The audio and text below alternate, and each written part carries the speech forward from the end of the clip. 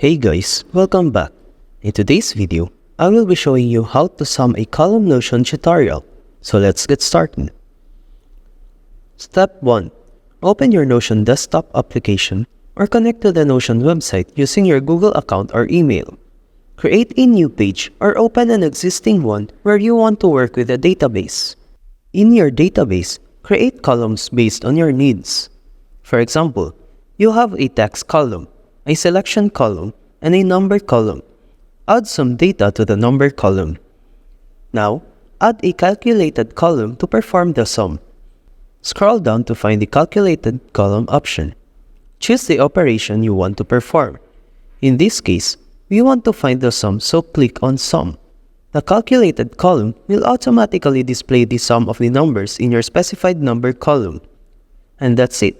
You have successfully calculated the sum of a column in your Notion database. You can use similar steps to perform other calculations such as counting items, finding averages, medians, and more. That's it for this video. I hope this video helped you out. Thank you for watching. See you next time.